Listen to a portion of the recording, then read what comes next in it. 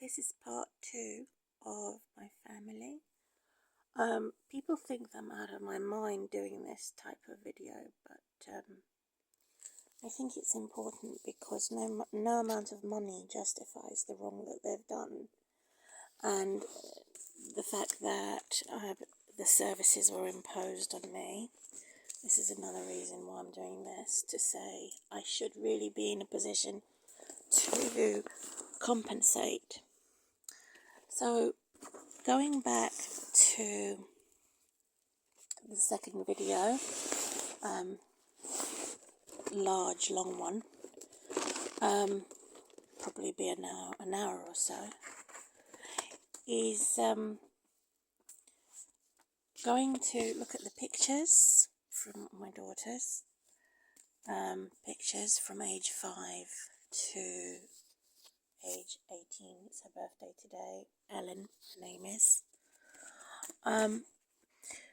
To describe what Christian persecution is, it's like this butterfly book. So you see a picture, one perspective, and they don't realise what they've done to harm me. But when you turn it upside down, you then realise what they've done from their own perspective. There's another image of the basket. This is how I describe what the government has done from a simplistic point of view. There's the caterpillar that hasn't yet turned into a butterfly, and then you turn it upside down and you see a monster there. There's the hair, the fringe, the beard, and the face. So they've turned my life upside down. What looks like 2 ice cream cones, and a caterpillar. It's a story I used to read to my daughter, but I never used to tell her anything that happened to me that was bad. And then you see 2 clowns. Here you have what looks like a mushroom.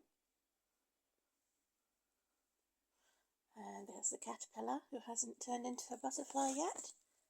In other words, it's symbolic to me that hasn't been established yet as a single parent. And it looks like an angry monster with a mushroom nose. There's the caterpillar, hasn't been developed into a butterfly yet. This looks like a bouquet of flowers turned upside down. And it's a witch. A nasty witch with a witch's hat. Again, these look like burgers. Turn it upside down. Scary monsters. Again, this is upside down.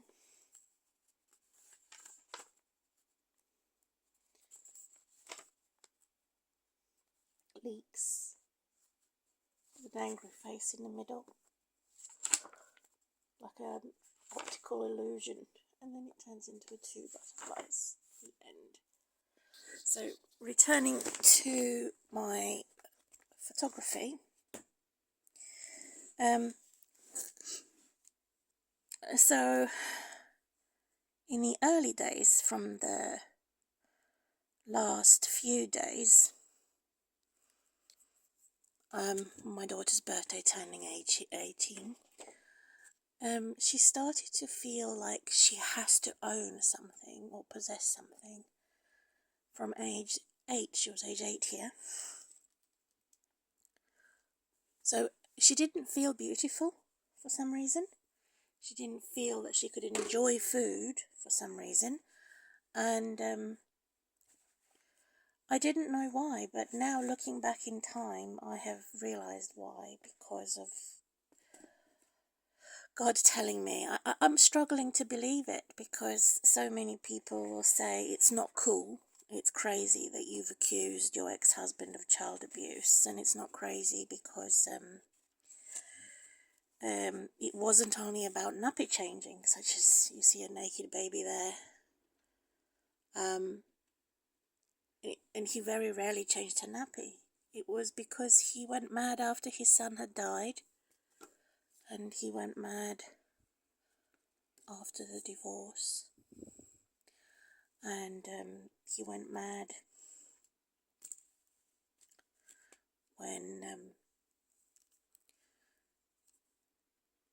he realized that he had a position of power to repeat evil history. He knew I was abused as a child, sexually, by my mother's boyfriend. So he wanted to repeat that. And God told me this recently, as of 2 years from 2023. And what a thing to think about. What a horrible thing to think about. It never dawned on me. It never occurred to me that he would have abused her in any way. But he does show himself to be as a type of a individual, as her dad, who had attempted to steal her soul. And I never could understand the curse on my family, on my daughter. These two things: not enjoy food, and not believe when you tell her a compliment, she wouldn't believe it. She didn't feel beautiful, even though she was told she was beautiful. And now I know why. God told me in the Bible of a child abusing profile, and that he made that prediction. He made that plan to abuse my daughter for his revenge, that his son had died, in a very powerful male privilege way and white supremacy way.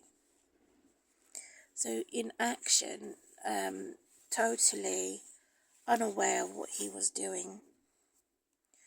Maybe he wanted a boy, he didn't want a girl to play football with. I never spoke badly about her dad. She was over the moon to see him. He never used to buy her or me any flowers. I would buy my own flowers. And she always knew that Mum was there at home. But she didn't know that he was doing something wrong. She thought he was being nice. From a very young age, when he started to abuse her in an operation of child abuse, as an atheist man. And that's why God sentenced him to death, because of being antichrist. Moving on from this picture. Where am I putting these pictures? Putting them on the side here, so the pictures that I have seen, until it becomes chock-a-blocked full. And I was horrified. I was screaming, crying, when God told me in the Bible, as a holy witness, that I should stop being suspicious. That he wasn't a nice man. He was a nasty man who was extremely spiteful. And I could not take it all in, that he would have abused my daughter when mental health services were pushing drugs into my body. So again, I'm going to repeat that while my daughter is missing in my life for 9 years and 5 years not seeing her, I've learned a lot of lessons. I mean, the authorities know where she is. I think they're laughing at me. They're saying that my daughter's had a great time and away from me, and that she's achieved a lot away from me, and my daughter doesn't even know. I mean, I didn't even know. I never even felt suspicious of anything until I reviewed some of the videos of my painful past during a divorce, and how he behaved towards my daughter while she was very young. But now, as a mum, I'm being replaced by a grandma, who is my ex-mother-in-law. I'm no longer a Mrs. Boyd. I've gone back to my maiden name, which is Miss Nikolic, and it's changing officially to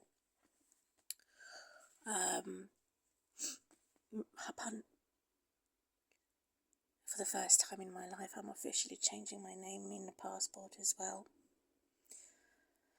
And so I can then play ping pong and show my passport ID, and badminton, tennis, and I used to take my daughter to everyday active gyms and clubs.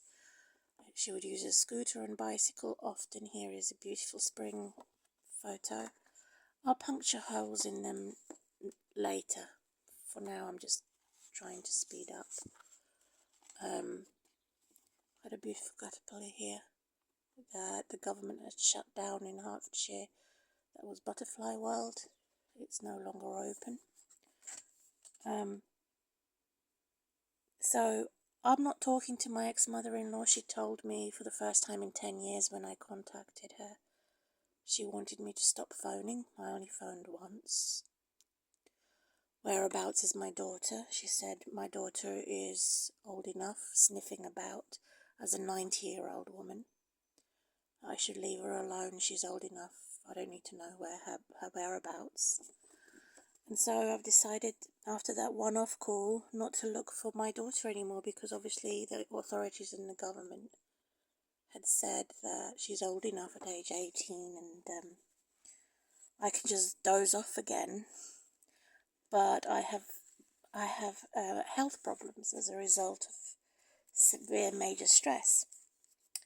So I'm going to be looking at what are my health problems, since I was a single mum and she is here with a sunflower. So there's 5 major problems after this ill treatment of me. Is sleep deprivation, insomnia, stomach ulcers from being irritated and allergic to psychiatric drugs as a minor paranoid person. I have a good reason to be paranoid when I'm stalked and spied, right? Number 3, I've got problems with my head. That means I suffer with lots of headaches. I also suffer with not having my menstrual periods back for about 6 to 9 years, and my spinal problems and one ovary. So in total, 1, 2, 3, 4, 5 major health issues since the ill treatment of me being a single divorced mum, and 7 years later, the death of her dad. And so I didn't cause his death, and somehow they somehow think that I'm a black widow now. And of course I'm not a black widow because I'm divorced. How am I a black widow? So to recover, to take steps to recovery, I would need at least £40,000 to recover my citizen. I don't have a crime, but I'm like a 6th or 4th, 5th, 6th worst class citizen, not best class citizen. To recover my human rights, to recover my health condition, particularly my private operation for my spine, I would need at least £40,000 for financial plan to recover. But I know that that's not realistic, and I know that if someone offered me £40,000, I would be in debt, or a debt that I could not repay. And so I don't know if I could accept that. I would have to feel that it is God's will for me to accept that and have legal agreements, because obviously I'd want to pay it back, some of it, if not all of it. But I don't think that's very realistic to think that someone would offer me that money. And there she is with her pet that she loves. She loved holding him even under her armpit. She used to imitate her animals a lot. She used to enjoy cooking with me a lot. It's my daughter, Ellen Boyd, cooking. And we were making a fish pie here. crumble and apple crumble and all sorts. And we did once a week have a takeaway. I'm not ghosting my daughter. I mean, I want to say that she has made her choice about her dad and about me without knowing the truth. Therefore, if that is her personal choice, I should not be moaning about leaving her behind. Similar to that woman who, when Moses came to rescue Lot, not Moses, Abraham,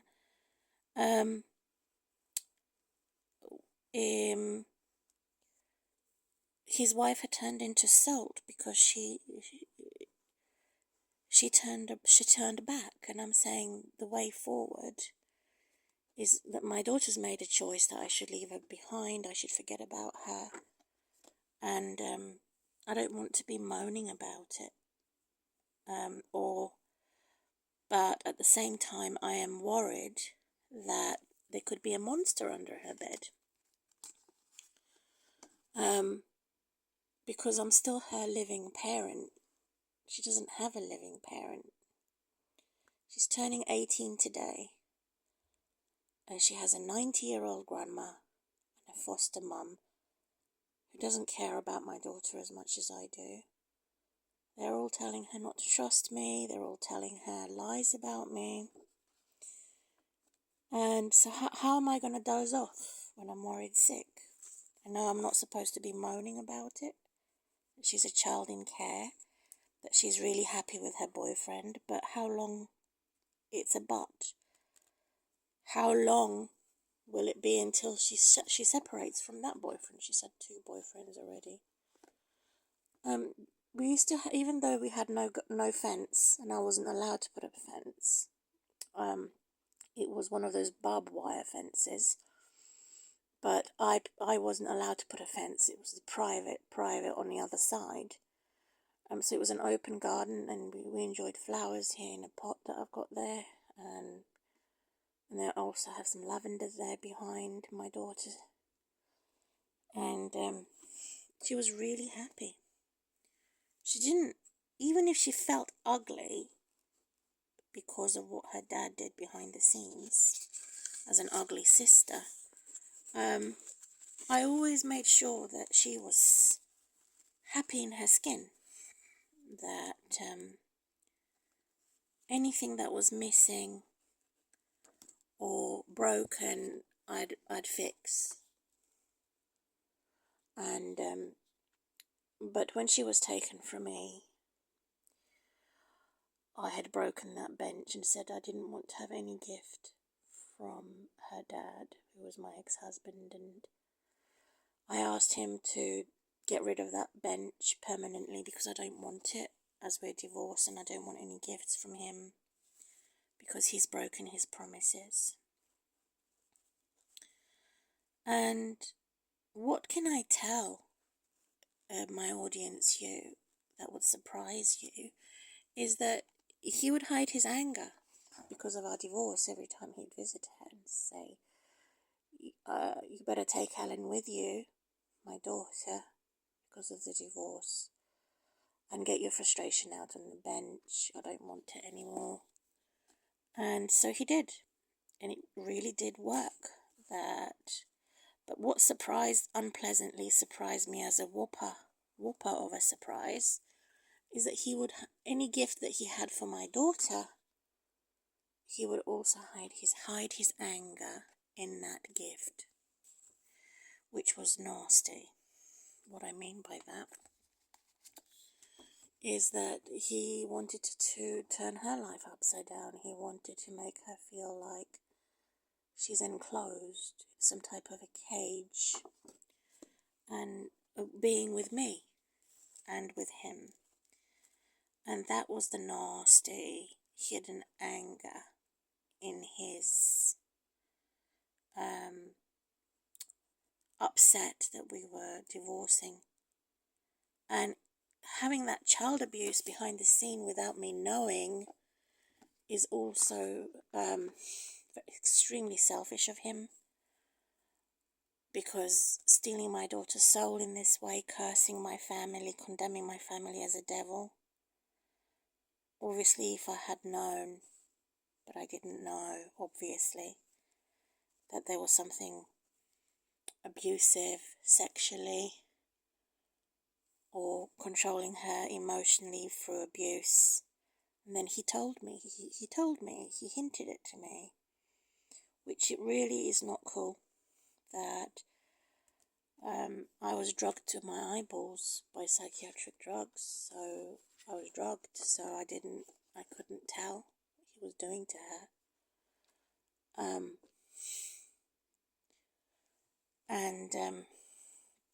If she was lying there in his visiting my ex-husband, she would be feeling so happy that she is with him. She would be thinking this is her dad and he's doing the right thing. And so that's the nasty surprise that I would have never guessed, that he would have abused my daughter. And that's why I think the government should make sure that all divorced couples that are taking turns to care for children should always be checked by camera surveillance because of mental health issues. How he was severely mentally sick. After his son died in year 2009, I think it was, or 2010, when his son died. And because he had that nasty surprise, he wanted the revenge on me. And it worked out so far that he's gotten away with cursing my daughter, that she didn't enjoy sharing her kite or her toys with any other children. She didn't enjoy her food. She didn't feel that she could relax. She was extremely workaholic. And I noticed this is strange for a little girl to behave like a grown-up, like an old soul. She had an old soul. Like a 5-year-old going on to a 15-year-old. Or a 25-year-old. So she had this old soul, and she used to enjoy the parsley there that I was growing, and I also had some in the kitchen. And I didn't think she knew. She was age 5 or age 4 in this fit photo. What he was doing to her, I still don't know to this day, but God showed me in the Bible that it wasn't the case of nappy changing, it was child abuse. Profile of an abuser in the Bible. And then when I spoke to my daughter and I said it's all right, reassuringly, you can share the kite. I've always enjoyed Easter. These are real eggs with my daughter. And we would crack them and make jokes. But it wasn't very funny that only 5 years after that, it's 2000 and doesn't have the date on this picture, but I think only 5 years or 4 years after that, I had nearly had a coma because he removed the floorboards from the loft without telling me, a year before his heart surgery bypass in 2012.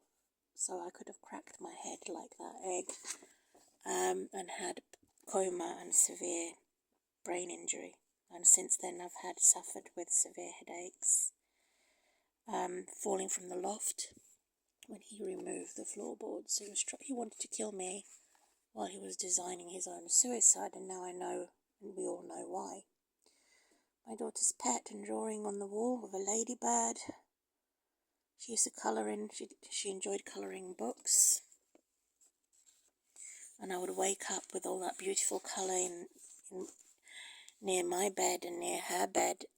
We both enjoyed arts. We also enjoyed the bath. We had a bath in the accommodation, which was wonderful. Not knowing that in that same bath, my ex-husband, or my husband at the time, who was severely mentally sick, had given my daughter a bed bath and had done something to her to say that he's tickling her, when in fact it was a demon spirit. And what was he tickling? According to the videos that I saw, that didn't look appropriate. And I hope I still have these videos. I don't know what I've done with them on a camcorder, because my camcorder's broken. I need a new camcorder. And Butterfly World, as a single mum, was a #1 place we used to visit a lot. And it was the appropriate place, politically correct, to have fireworks in a field. And we would enjoy fireworks displays on a field and have it paid tickets, and Christmas celebrations and Hanukkah, Festival of Lights, Hanukkah. I didn't know who to turn to. All I knew was to do my best as a single mum and remove the tortures from me, the systems of abuse far away from me. I didn't turn to my aunt in Cambridge or my cousins, because they said, poor Chris. They never asked how I was hurt and what he was doing to get revenge on me for the divorce. I never did complain to any of my cousins about my divorce. I was always cheerful and chatty to my cousins and my auntie in Cambridge. That's very far away from us. So only met them once every 10 to 20 years. We were not close. We didn't even phone each other because of my mum and my history of me being abused when I was a child. So it's bad history repeating itself. This was my daughter's bedroom. Looking how beautiful it was. I decorated it with artificial butterflies, with a sticker on the window, a rainbow maker on the window, 4 large stickers on the window made of jelly, fresh flowers, artificial flowers, a squidgy, and a pink flamingo. Fluffy toy. So it was a special time where I assumed everyone was happy. I didn't break the law. I had strict compliance with mental health services. They read my diary, they judged me, and yet they were not married to my ex-husband. I was. They never asked me what the hell I was going through. What did he do to her to curse her? I mean, the fact that my daughter didn't enjoy eating food, and the fact that she didn't feel beautiful even though I told her, I didn't know why. And now God has revealed to me through the Bible, and the Bible doesn't lie, and it frustrates me so much when the outsiders are making judgments about my family, and I have to say, you're not the one who had the divorce, you're not the one living with this man. I was, so they have no right to judge me unless God allows that. And yet they get away with judging me, and God has not allowed it. So I've had bad judges, I've had cyberbullying, I've had my neighbours say nasty things. They didn't even know anything about me, so they still said it. We had a large container that I purchased that I still hope I have in my shed somewhere, where we played Play-Doh and made a messy hands. I always was bringing someone in the evening, such as my neighbour, that I did have a neighbour, but my neighbour was afraid because she only just got married when she found out that I was stalked and spied and that I was persecuted and tortured, and that there was this man sitting in the car park that was forcing me to have a relationship with him, which of course I declined, and I was a pen friend, not knowing that I was going to be betrayed for being a pen friend, to say decline being his girlfriend but be a pen friend after he proposed to me. And so they stole my letters. They used my English language against me. They said I made no sense, and they said the decoration in my home for painting and decorating, they distorted information about things in my garden, things in my home, things that I have not said that they misinterpreted and cherry-picked, all because of this evil man who was put in there in the garden by the government and by taxpayers, pumping his car wheels and his bicycle wheels in my garden without a fence to get me to open the door and get me to speak to him, which was terrible. How terrible I feel about that, because I was divorced and I didn't really want to have a boyfriend. I had one boyfriend, his name was Michael, for 3 months, and then I decided I only had sex with my daughter's dad, and I want to be alone, and I have that right to be alone. And the last time I had sex was in 2005, actually. Even though I had that Michael boyfriend. So intimate relationships are important to me. So I abstained from sex for, my daughter's 18 today, so 19 years. But pregnancy itself is sex. Symbolic, well, is. So I sound upset and really unhappy about this injustice, because she looks happy there, and it's her dad's facial expression.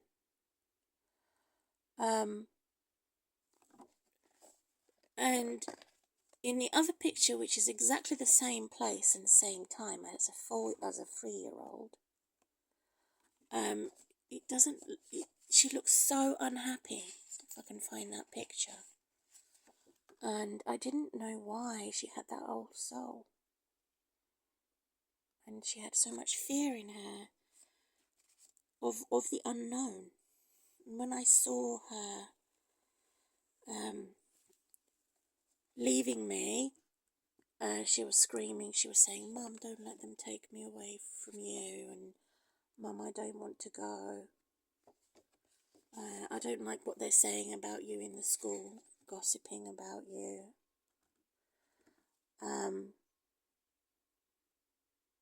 So they were sexually harassing my daughter, these boys at school. And she had bullies at school, and she also learned to be a bully. She too became a bully. I made sure that she had not too many sweets. It was only given to her on special occasions. And she had enjoyed dancing. This is the picture that I'm trying to find. My daughter sitting on, was it a circus or a zoo? At age 3, she was age 3 there. That didn't look right, and then the videos I saw didn't look right. And of course, I'm not alert when I'm going to be drugged to my eyeballs by mental health services, which was a disservice. She enjoyed making funny faces in her pyjamas. She never slept naked. She always had pyjamas, even if in scorching heat. My daughter had light clothes. She was age 5 there, or four I think, and I always supervised her if she used scissors or child-friendly scissors. I'm so angry that this has happened because of the government's intervention. But God has helped me not to be angry anymore, because none of it's my fault.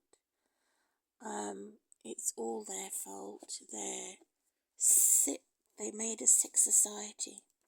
My daughter didn't actually always have a short haircut, so you could see she had a short haircut there. It was her 5th birthday. I bought her a cake in the morning, and she had a party celebration. I invited lots of her school friends round. I did all of this, and I actually had 2 cakes, one at home and one for school.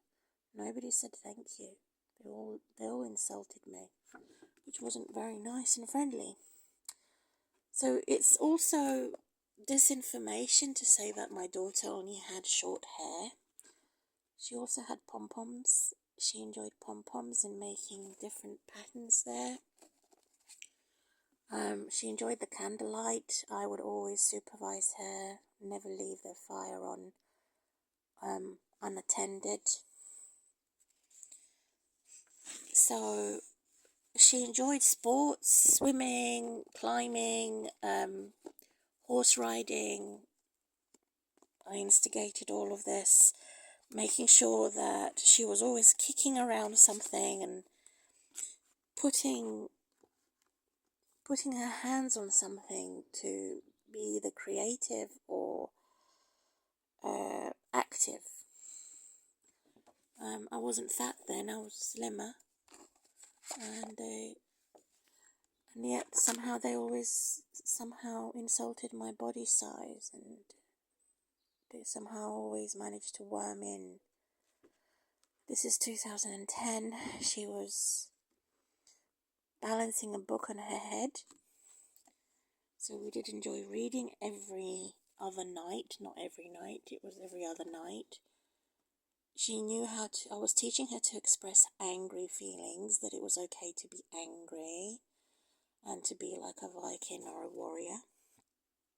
So whatever she was saying, to express it either through drama.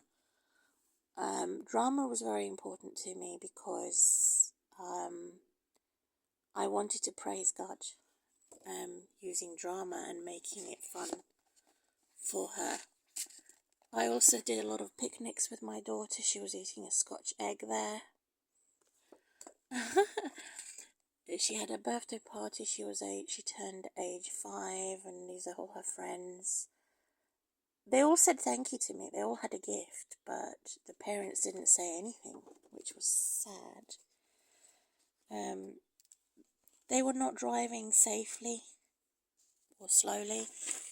They were over speeding. I noticed that, and I didn't feel safe in the car of the parents, and we often opted out and said no, thank you. We'll take a taxi, or we'll just get we would not travel by train. We would often travel by taxi. And you can see how my audience, happy they all looked. Ellen had turned age 5 there, and they all had masks except for one person over there, 2 persons over there. So I purchased all this. I had gifts in there. Often my shoes, I had a shoe rack, but my daughter's shoes and my shoes on a step. We had lots of shoes underneath the stairs, and we didn't have a cat or a dog. We only had small animals. And never you mind about our shoes being lost, because they were always organised and made sure that my daughter's breath didn't smell, that she was washed every night and had fresh uniform for her school, and we had clean ventilation. We also had air vents always were open on the windows, and windows was always open, and we could breathe. And I'm just going to pause.